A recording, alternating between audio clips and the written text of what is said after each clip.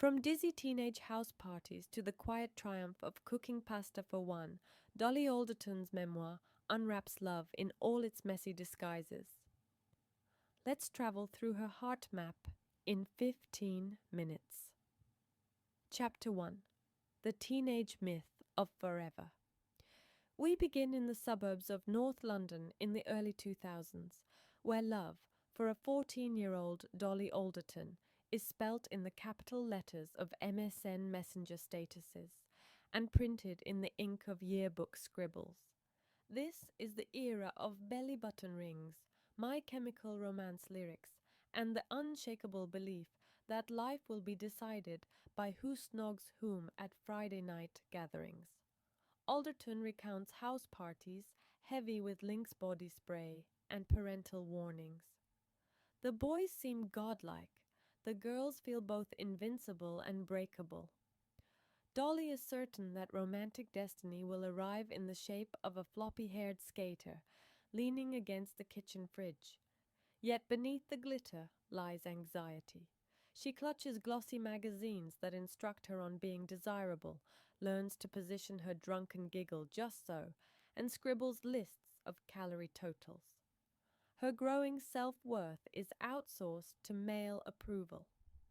When her first crush fails to materialize into a boyfriend, she performs the teenage ritual of heartbreak, looping specific songs, rewriting the story in her diary, and deciding that the universe must have misread her script. But Alderton's tone isn't merely nostalgic, it is forensic. She turns the microscope on the societal messages baked into sleepovers and school corridors. Find love early or risk being left behind. The narrative exposes how teenage girls are taught to value themselves by their desirability rather than by their abilities. By the end of this opening epoch, Dolly graduates from school with decent grades, a phone filled with half-truths, and a suitcase of unanswered questions. The reader senses that the myth of forever romance, crafted in chat rooms and playground whispers, is about to collide with the faster, neon-lit myth of adulthood. Chapter 2: London, Liquor, and the Pursuit of Big Feelings University in Exeter offers Dolly freedom. Then London delivers excess. Sharing flats that wobble on dodgy plumbing, she and her best friend Farley construct an urban fairyland powered by overdraft and optimism. Monday through Thursday, Dolly produces student radio programs. On weekends, she reverse engineers stories worth telling, accidentally smashing phones, hearts, and glassware in Camden pubs. Alderton frames this period as a study in appetite. She hungers for anecdotes, for the kind of Saturday nights that settle into group vocabulary forever. Remember the kebab shop karaoke? Remember when Jess dated the magician? Boozy adventures blur into one another, but each morning demands a new recap over hangover brunch. Romance enters and exits by revolving door. There's Matt, the comedian whose attention feels like sunlight until it burns. There's Luke, who texts only after midnight. And there's the nameless cohort labeled the lads, who treat emotional intimacy like a lost charger cable. Useful, but easily replaced. Dolly's pursuit of big feelings is genuine. She wants her love story to crackle with cinematic scope, but the more she chases it in others, the further she drifts from herself. Yet London also births professional ambition. Dolly becomes a columnist, then a TV story producer. She realizes she can spin her catastrophes into copy, monetize embarrassment, and crucially, find validation outside romance. The city teaches her to hail cabs, pitch ideas, and survive eviction notices. Still, no achievement feels as headline-worthy as being adored. Her success is celebratory confetti that melts to the pavement by Monday morning. The section closes on a 25th birthday dinner. Around the table sit the women who have nursed Dolly through vomiting sessions and job rejections. She toasts them, half joking that they are her longest relationship, but the line lands with an unexpected thud of truth. The camera lingers. Maybe the greatest love stories are right here, swirling in shared bottles of cheap red wine. Chapter 3. Friendship as the Grand Love Affair. If the memoir has a beating heart, it is Dolly's devotion to her female friendships, especially to Farley.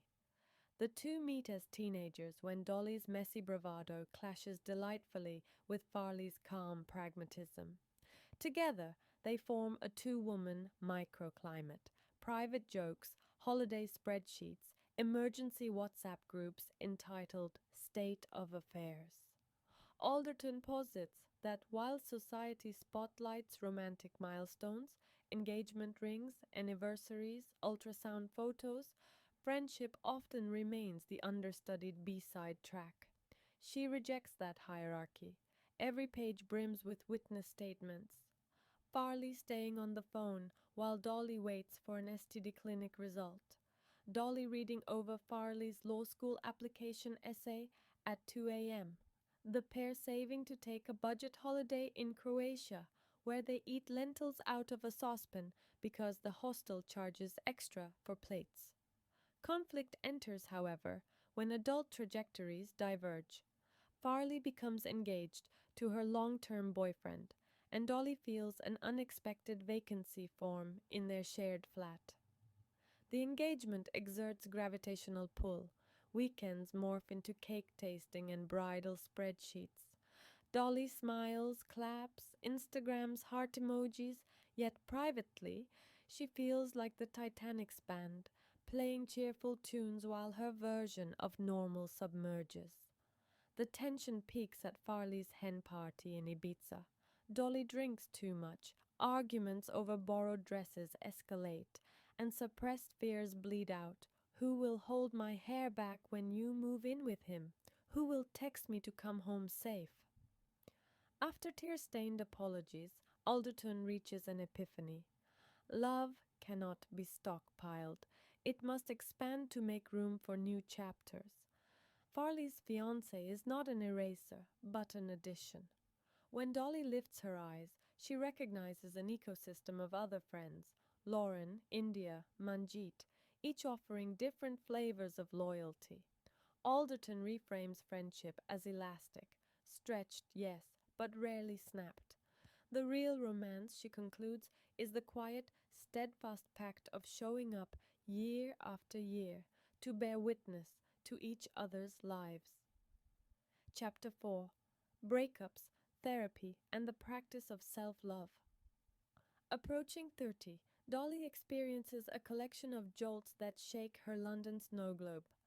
A brief but intense relationship with the Politico, a man fluent in policy papers but illiterate in emotional nuance, ends with a chilly hug outside a tube station. More disorienting is the death of her beloved friend Andy, whose sudden absence rewires every assumption about permanence. Grief behaves like an intrusive ringtone. It blares in the middle of otherwise ordinary moments. Alderton reports panic attacks in supermarkets, a consuming fog that no amount of Sauvignon Blanc or group chat banter can dissolve. Eventually, she seeks therapy. The process is slow, expensive, and at first exasperating. She likens early sessions to emptying a suitcase only to pack it again. But gradually she names patterns: the tendency to audition for love, to drink for confidence, to shrink in the presence of silence. Self-love, a term she once dismissed as Instagram fluff, becomes practical, cooking nutritious meals, buying fresh flowers for no occasion, walking without headphones. She learns to sit in a pub alone and finish a book rather than scanning for eye contact.